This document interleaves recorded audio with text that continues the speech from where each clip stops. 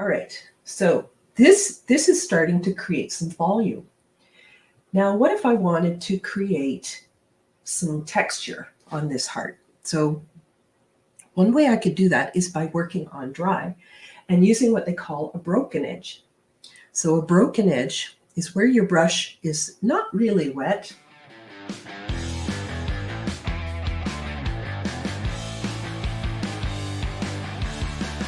Okay, so here's an example. Okay, so look at all the lost edges here. There's some definite crisp edges as well. And you're going to... Would you explain what a lost edge is? Because a lot of people might not know that term. Sure. A lost edge is an edge that basically disappears. So here, for example, we have an edge that just vanishes into thin air. So that's what they call a lost edge. And you're going to encounter those kind of edges in just about every kind of painting you're going to do. It doesn't matter if you're working in watercolor or if you're working in acrylic or anything like that. You're going to encounter a combination of different edges. So like here, for example, look at all the softness that goes through here, and yet look how crisp and defined some of these edges are. So where does your eye go? It goes right to where all those crisp edges are. So if you were listening to an orchestra and you had every instrument playing different tunes at the same time and just as loud as each other, it wouldn't be much of a song. You have to have undulations. You have to have high points and low points, soft and quiet. And we need to have that in our painting too. So our paintings tell a story, and we need to have those combinations. So there's a lot of things that soft and hard edges are going to give us.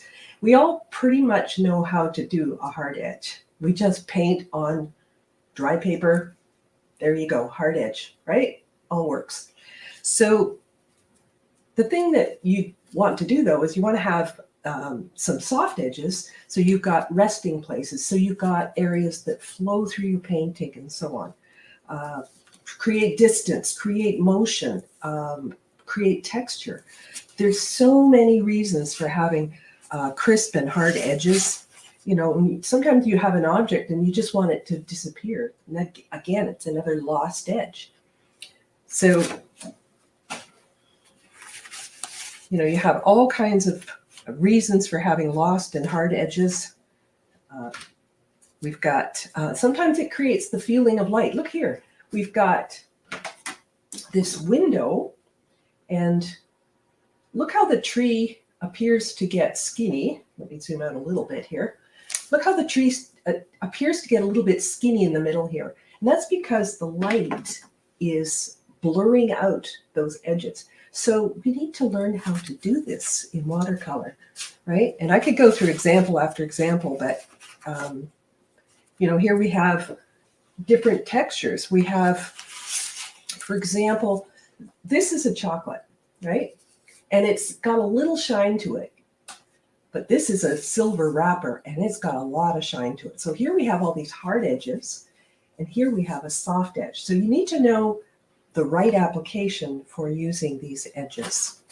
Okay, so I could go through a whole stack of paintings here, and I won't do that, but just so that you know I understand where you're coming from if you're, you know, just sort of starting out in watercolor or whatever, I dug up a couple of my early watercolors.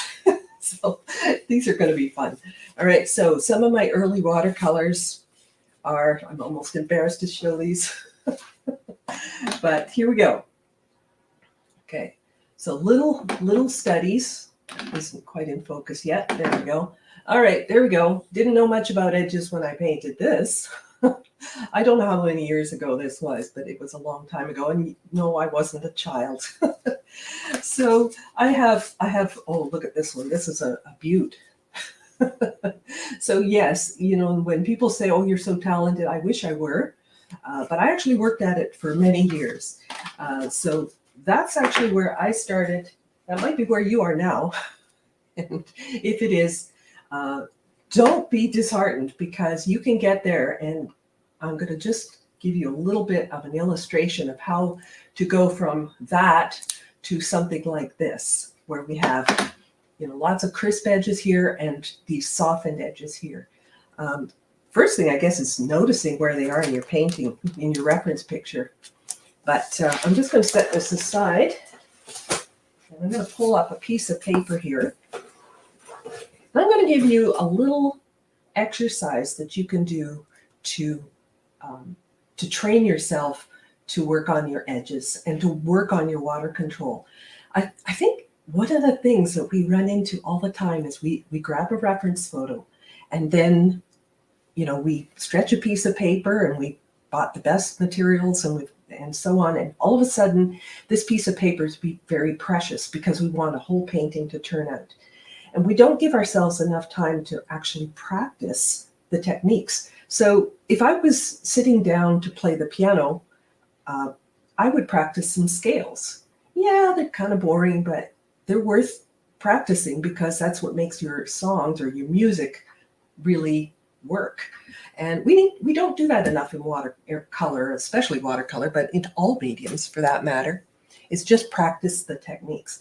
I see lots of people and they take, you know, they'll do all kinds of color charts, or they'll do grayscales and that sort of thing, but those are all hard edges. It's the soft edges we always struggle with, right? So learning to control that in watercolors is kind of a big deal. So I'm just going to take one piece of paper and one simple shape. And I'm just going to work with this shape. I'm going to see how many different ways I can create this shape. We want to know what kind of paper you're painting on and what your brushes are. Okay, so I'm using Arches 140-pound cold press paper. That's the paper that I use most of the time.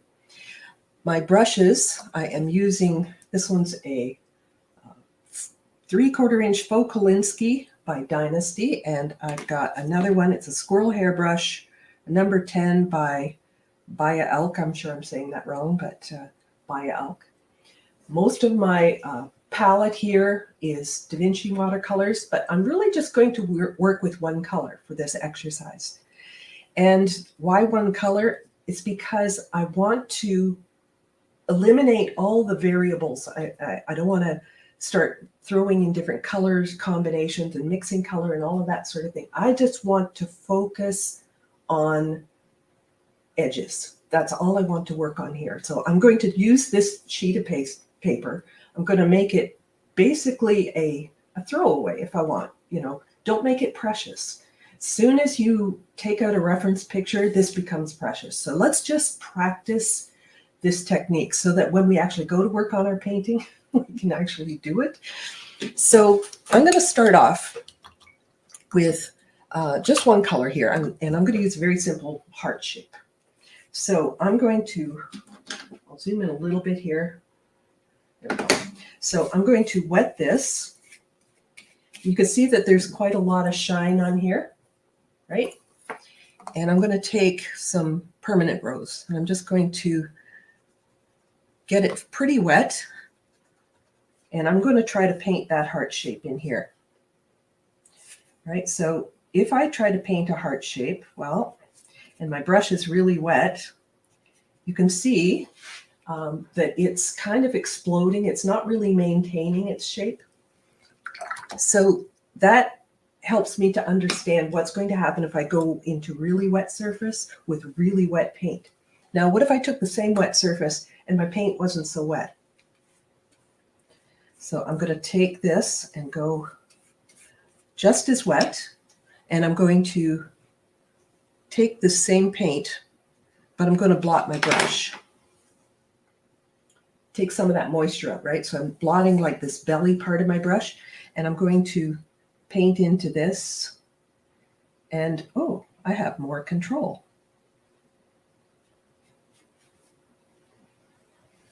It's not exploding like the other one did. So that has already taught me that by blotting my brush is giving me some control, that the paint being a little drier than the surface is allowing the paint it's giving me a little bit more control. So half of watercolor is understanding the medium. Sometimes this is exactly what I want. Sometimes this is what I want. If I were to do a background and I wanted it really looking far away and blurry, I might go very wet into very wet. I might go damp into very wet if I just want a little bit of softness. Now, there's other ways of achieving this, and one is that I can paint on dry and then soften my edges, right? So I can paint on dry here, same heart, and I'm trying to keep it all pretty consistent in size and everything, just so that there's no variables, just everything's kind of on the same playing field. I'm going to rinse my brush and blot it again. And I'm going to see if I can soften some of these edges. Now, as I soften edges, I'm not going around with my brush like this. People like to hold their brush a lot like a pen. Let's come from the outside. Just lay that brush down at kind of a little bit of an angle here. And I'm just going to catch the edge of this heart here. And we're going to see what happens if I just take a straight shape like that, worked on dry, and soften the edges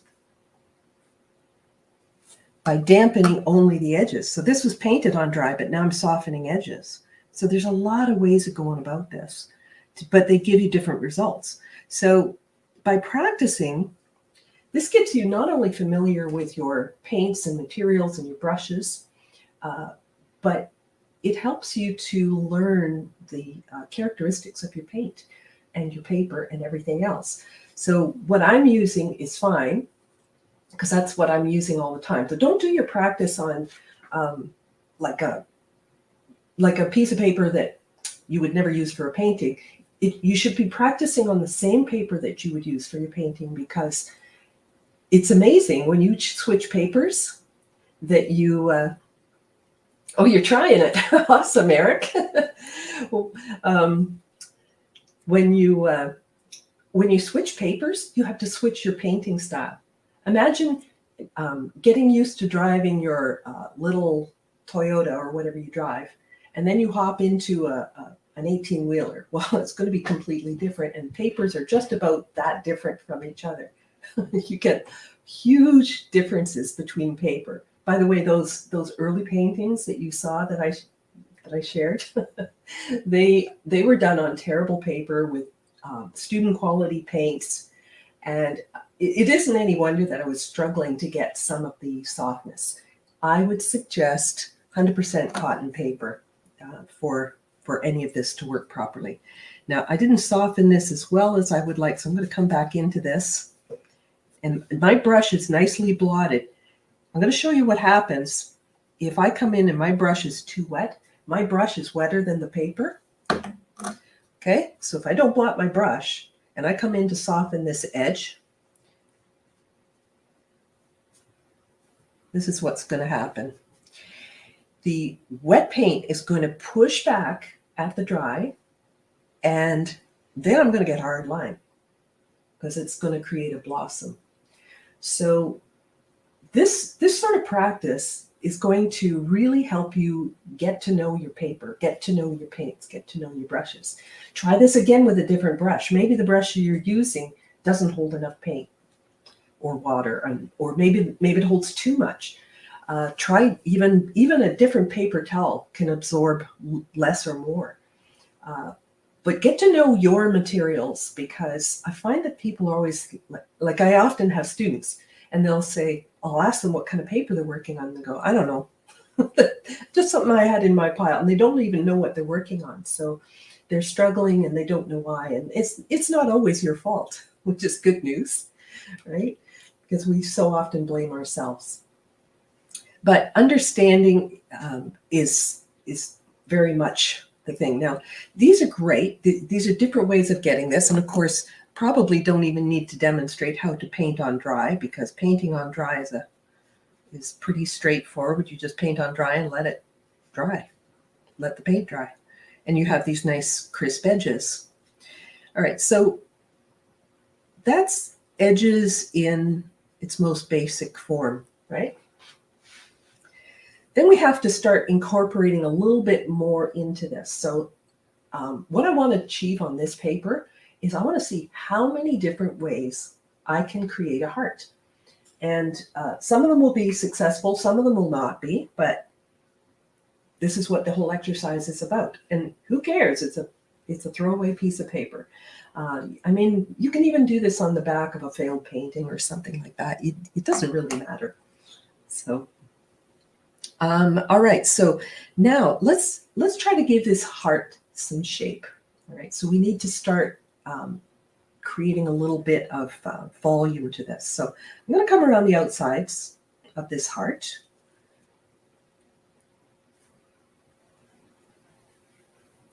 Like this. And now I'm going to soften the inside. All right, so I'm softening. I blotted my brush and I'm softening the inside. And you'll notice I change direction with my brush as I'm doing this. Right? It's not just hold your brush at one angle and it fits all sides of the shape, right? It doesn't work that way. I'm basically, by laying your brush down in front of something that's wet, a damp brush, it's just going to dampen that area a little bit so that the paint will it'll entice that paint to come out. Too much water in your brush is going to push the paint back. So that's why you get all these variations. So I'm going to soften this up a little bit more. I see some of it. So I'm keeping an eye on these things too, right? I'm watching it. And if it's not softening the way I want, I blot my brush a little more and give it another little tickle.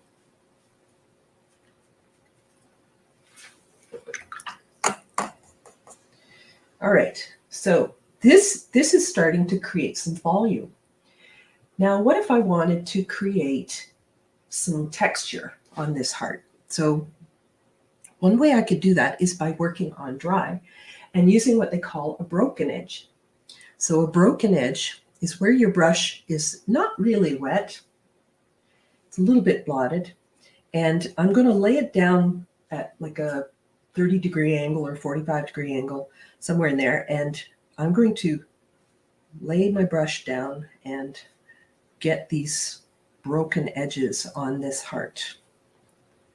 So it's using the side of my brush here. That's what's giving me this texture. What's happening is actually the brush is skipping over the texture on the paint, and it's only leaving the paint on the peaks, right?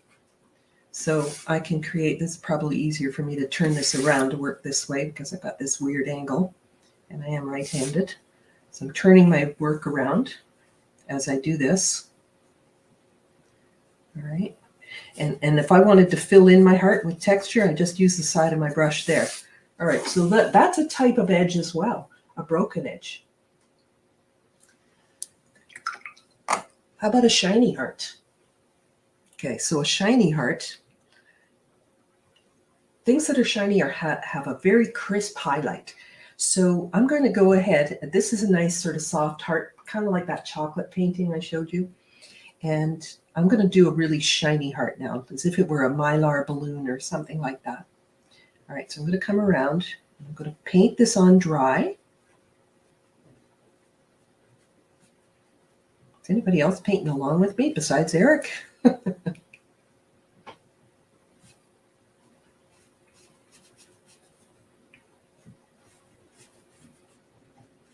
All right, so we've got a very shiny highlight on this, very crisp. I'm not going to soften it. I'm just going to leave this very bright highlight here.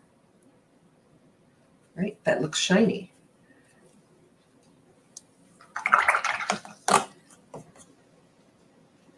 Now I could take it further and put shadow on it and everything else, and I would put the shadow on this by layering what I did over here. I would put that around the outsides. Can't hear you, Eric. I said, let's do it. I want to see this. Shade it? Yeah, put a shadow in it. What the heck? All righty. All All right. right. I'll go a little bit darker red. I'm going to pick up some alizarin crimson. I've been using permanent rose, and I'm just going to use a little bit of alizarin crimson. It's still a little bit damp, but I'm going to come in here. My earbuds keep falling out. They never stay in my ears for some reason. I must have weird shaped ears. Now, I'm coming into this with paint that is drier than my surface. So I've had to blot my brush and make sure that my paint isn't really wet. Otherwise, I won't have any control. All right, so I've gone around the outside with some darks. Will you mention the name of the brush you're using again? Somebody said it's a non-Kolinsky? Correct. It's not a Kolinsky. It's a squirrel hair brush. Squirrel hair.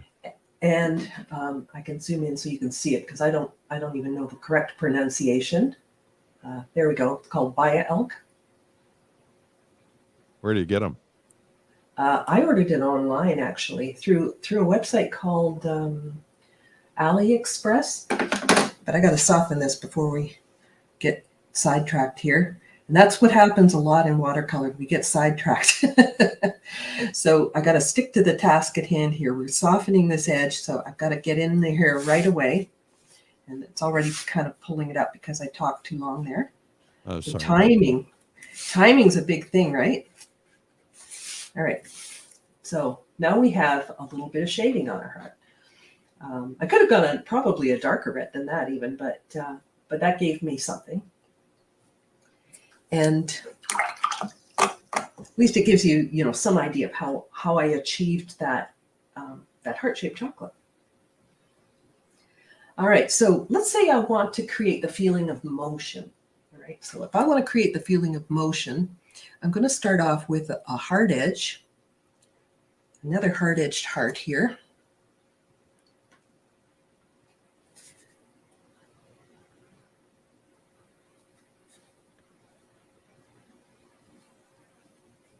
You are going to learn so much about your watercolors just with this simple exercise. And keeping everything the same shape just really makes you notice what the variations actually are. There we go. Just going to move this to the side here so I can see what's going on a little bit better. There we go. And all right, so I've got this in here. It's still pretty wet.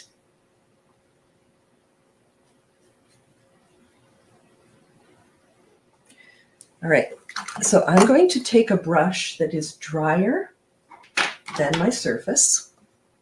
This time I'm going to use that flat brush. See this flat brush? I'm going to blot it. I'm going to take quite a bit of the moisture out of it.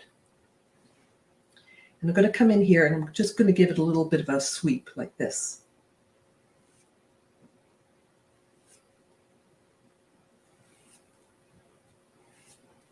All right, so that's giving me the feeling that heart is zooming, like it's moving, right?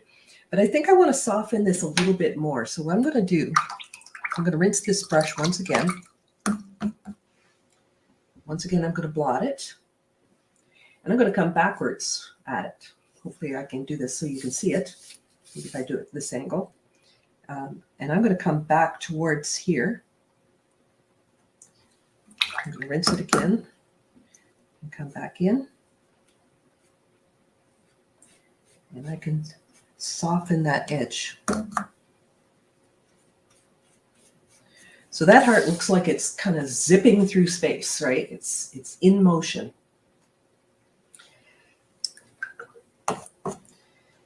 I could create another way of creating this same type of thing would be to paint my heart once again on dry.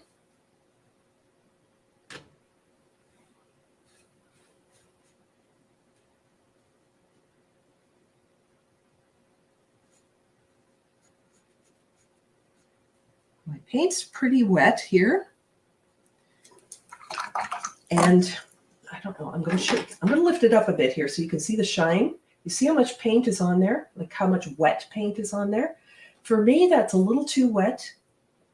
to try to soften, because what happens is it's going to come flying out of this puddle, out of this shape, and really travel. So I'm going to wait and get my brush. I'm going to wait for some of this shine to go away a little bit, and then I'm going to soften one edge, just one side of it, and it'll have a similar feeling where it's kind of moving. And if I do this with a flat brush, like this flat brush instead of the round brush, I'm actually following the contour with the round brush. But if I use a flat brush, I can do it kind of like more like a cast shadow. You know how cast shadow just kind of goes on one angle because of the light source. It just hits one angle only. So I can do it that way. And I'm blotting this really well. And let's give this a go here. So I'm using this corner of my brush, and I'm going to soften this edge.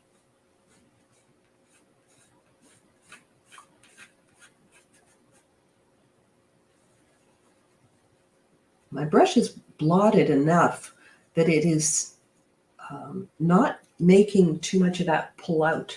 It's just softening that one edge.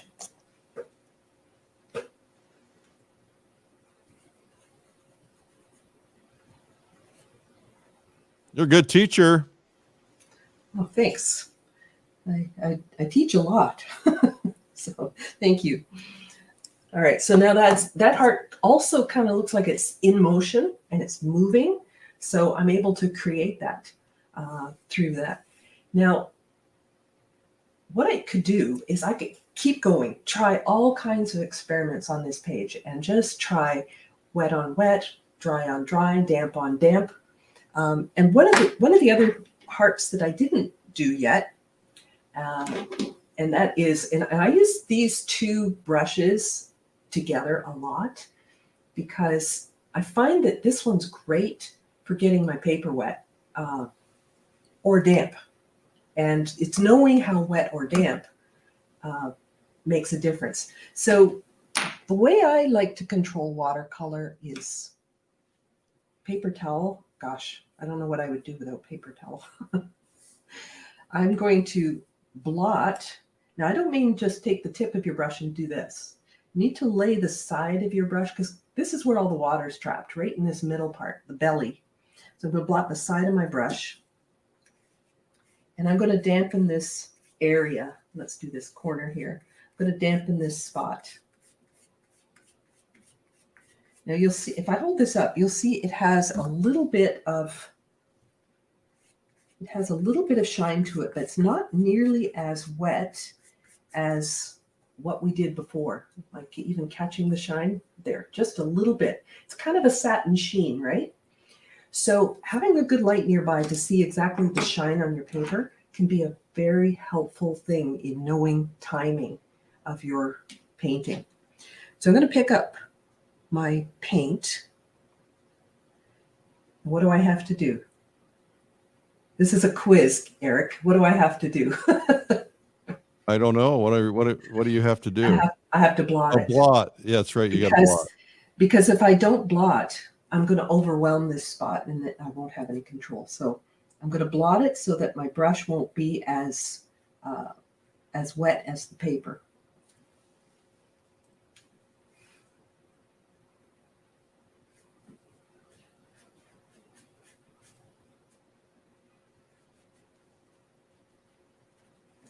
There we go. So you can't really see too much of the softening, but it is there.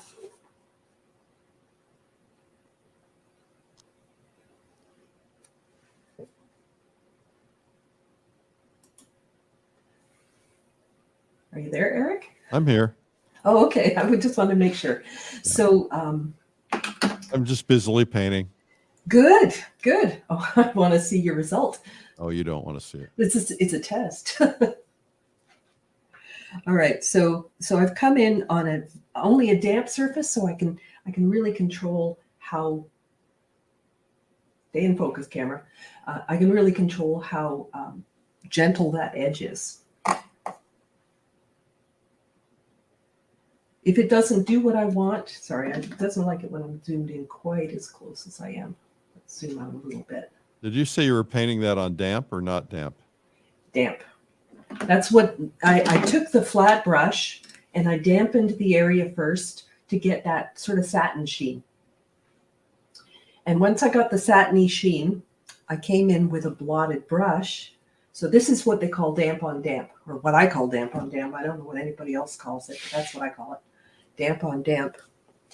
And so if it doesn't do quite what you want, because I mean, let's face it, in a perfect world, nothing's going to happen exactly the way you want it, especially in watercolor, and especially if you're just learning.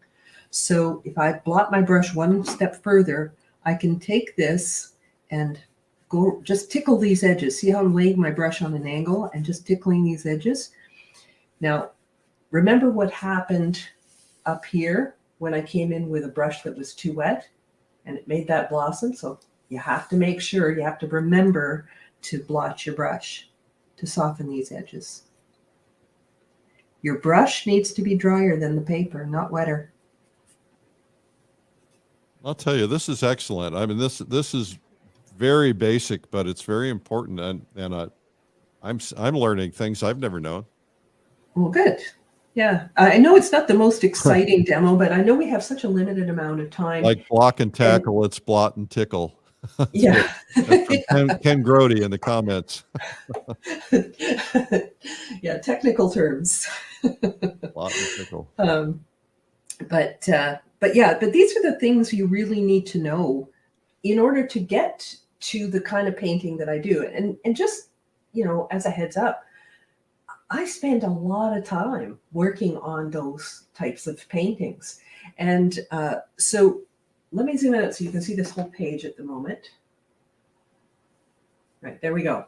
So you can see all the different effects that you can get with different types of edges. And like this one kind of looks like a rock-shaped heart, or heart-shaped rock, I should say. Yeah. And, you know, it's got all this cool texture on it and everything else. And it's all just, a lot of it has to do with the angle of your brush, like not just always painting with the tip. Making sure that you have the right consistency, not only in the paint, but the right moisture on the surface. And that's why practicing these techniques is so important, because if you sit down to create a painting out of this and things don't go your way, well, you get discouraged, right? So practice. You know, consider this scales.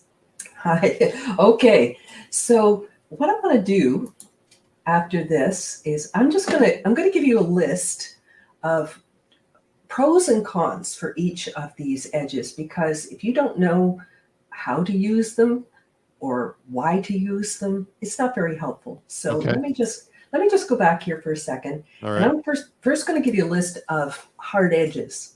Okay, so what are they good for? They're good for creating definition and detail, and you can always take a screenshot of these if you want to.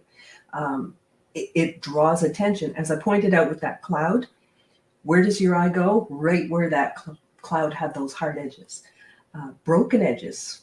Well, our little heart here has these broken edges, and it can create great textures. You know, if you were doing rocks and things like that, use the side of your brush and create broken edges. If you were doing something like a box, you know, a hard edge, you would use a hard edge to describe that sudden change in plane, you know, where it goes from being horizontal to being vertical. And as I pointed out in our little shiny heart here, they can make something look like it has a shiny surface. And as you probably know, I do a lot of glass painting, and so that that one I use a lot, but I do use a combination. So the list for soft, and soft is definitely harder. All right, the list for soft is longer. So get your screenshot, and then we're moving on here. And so here's the soft edges. Wow, so that's a big list. Yeah. So when you want to create things like atmosphere or fog or create distance, soft edges is the way to go. It can create a feeling of motion, as we pointed out with our zooming heart. It can also create a mood, like it can feel a little bit calm or somber, maybe, if you have soft edges. If you imagine a painting of, say, New York City, which is all hard edges and signs and all of that kind of stuff, well, that gives you a whole different feeling of activity and action and all that kind of thing. But if you're creating a feeling of calmness, you don't want to have a lot of hard edges. You want to go for the soft. And it's definitely great for creating contours. I mean, the shape of anything, for that matter, an apple or a leaf of a leaf or a petal or a heart, as we did earlier. And it's definitely a way to go if you want to simplify busy areas of your painting. Sometimes you have a floral and it's in a garden and you've got a million different flowers. And actually, I want to talk about that for a second, especially those of you that do plein air painting. Because if you're a plein air painter, here's the problem. You sit down and you draw this out, and then you paint your main subject. Let's say it's a house. Okay, so you paint the house. Now you want to paint the trees. So what do? You shift your gaze to the trees. Now your eyes are actually focusing on trees, and the tendency is to want to paint the trees in focus. So if you find that all your paintings are looking kind of stiff and kind of rigid and cut out and all that kind of thing, try focusing on your main subject and painting basic peripheral, like use your peripheral vision to paint the trees and the background and stuff. Just try it once, just do it in a little sketchbook or something. Just see what happens. And you'll find that if you paint things that are out of focus, that it creates more dimensions, like background, foreground, and so on. And it sure helps the eye know where to look. All right, so it helps the eye flow through the paintings. People often forget this, and you think that you always need to define things. And you'll see this a lot in watercolor portrait painters that will basically let edges, like say the edge of hair or something, just sort of blend into the background. And it's that lost edge thing that I was talking about earlier. You have an example, you had a bunch of paintings there. Do you have an example possibly of a landscape that would show that principle? Sure. Okay, good idea. Okay, so you need to move the other thing off your screen. I will, yeah. Okay. There we go. Okay, so here's a good example where I wanted the focal point to be the falls. So the falls have these nice crisp edges here, right? Lots of crisp edges here. These trees are a little bit more in focus, but these ones are out of focus. Like, see how blurry they are. Also, the water in the foreground, it's very kind of blurry and out of focus. Lots of soft edges here. So there's no question what you're looking at here. If I were to paint these trees all in focus and this water all in focus, and I'm looking at this, I wouldn't know where to look. Well, and that's that painting you showed when you were learning the house. Everything in that painting was in focus. Oh, absolutely. I know. It was dreadful. Oh, dreadful. Everybody starts somewhere, but I know, but it's cringeworthy when you look back on these things. And unfortunately, I actually have thrown out a lot of that early stuff because I just looked at it. But you know what? Hang on to one or two of them because it's a great way to know whether or not you're actually progressing. Yeah. Right? That's right. Yeah. So I'm just going to bring that list up for a second here. So this is that instance of producing blur to separate the foreground, middle ground, and background. And in this case, where I had the waterfall, it was in the middle ground. So that's what I wanted you to look at. Sometimes it's the foreground, sometimes it's the background, but often it's the middle ground. It has less visual weight, which is why it helps you focus on other areas, right? But it also really helps to connect elements in your painting. If you separate everything with hard edges, it just looks like a jigsaw puzzle, right? Where you just got all these separate pieces that have been stuck together. And so it's really important. So I'm just going to give you that quick rundown of the techniques that we used. So we've got the hard edges, the soft edges, the blurred edges, and a combination. Now that's one I actually didn't demonstrate. So how about if I just show that? Because that's a really important one that we use a lot, right? So I didn't actually put that one down. We've got about, let's say, 3-4 more minutes. Perfect. Okay, so I'm going to take this out of the way here. Come back to my demonstration here. And I'm going to paint my heart. Let's fill up my brush a little bit more here. All right, so I'm going to paint this heart.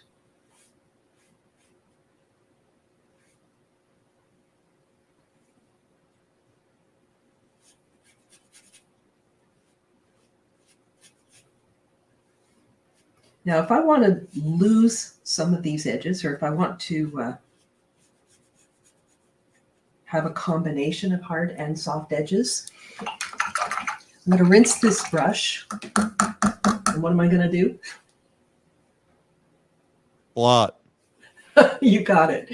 So I'm going to blot, and I'm just going to come along here and let some of that just run out into the background. I didn't blot it quite enough.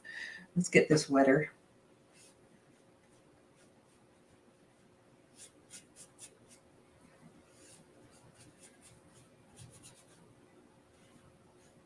All right, so I'm going to lose this edge just with a clean brush. And let's lose another edge here. Just come in here and just let that kind of disappear.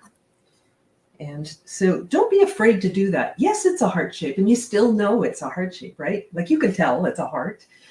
There's something in our, we are hardwired, I guess, to think that we have to describe everything with perfectly crisp lines. And it's so not the case. Let things flow into each other. Experiment and just do one painting. Just make a little sketch or something. Do one painting and deliberately blur an edge that you wouldn't normally blur. Okay. Got to get out of that comfort zone. That's our assignment for today. There you go. Shelley, I'm curious. You said something about, a clean water, clean brush. Do you have 2 cups of water, one where you clean your brush out and another that's clean, or how do you? Absolutely. I have a dirty and I have a clean. Right? Okay. Can you see it up here in the top right-hand corner? Yeah. Uh-huh. I've got both. Now, one other thing I want you to try is different pigments, because different pigments, as you know, are ground up into a powder, and then they're combined with gum arabic, or they're combined with oil, they're combined with polymer, but to create the different mediums and so on. But different pigments have different weights. So some pigments will settle into the paper. They have actually more weight, so it settles more like grains of sand into your paper. So you try it again with a granulating pigment, something like an ultramarine. Try it. Okay, now a lot of these softening techniques, think about whether or not your paint is a staining color. Now, a staining color is a color that once you put it down, you try to lift it off, it doesn't go away completely, it stains the paper. So some things that stain are like phthalos, for example. Phthalo anything, phthalo green, phthalo blue, phthalo, what else out there? There's all kinds of phthalos, but they're all pretty much staining colors. So some of these techniques won't work as well. So that's why I encourage you to try it and then try it with another pigment. But by keeping the same subject matter throughout, it really helps you to understand what those differences are in your technique. Not so much the paint or the paper or anything else. It's all in your technique. And so this is a great exercise for just working on technique. Not the most exciting thing, definitely agree, definitely concede to that. But it is going to be very helpful to you. All right. Yeah. This was great.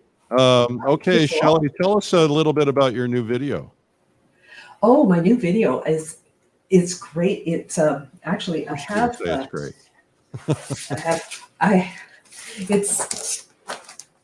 I loved this particular subject, and this is something I always think about when I'm choosing a subject, is the light. The light is what gives me those shadows, and the shadows, of course, give me those edges that I have to worry about. So I will go over a lot of, how to create these textures and how to create the softness. Why does this background look like it's out of focus? How come I can't see the back of the cat? And what are you focused on here?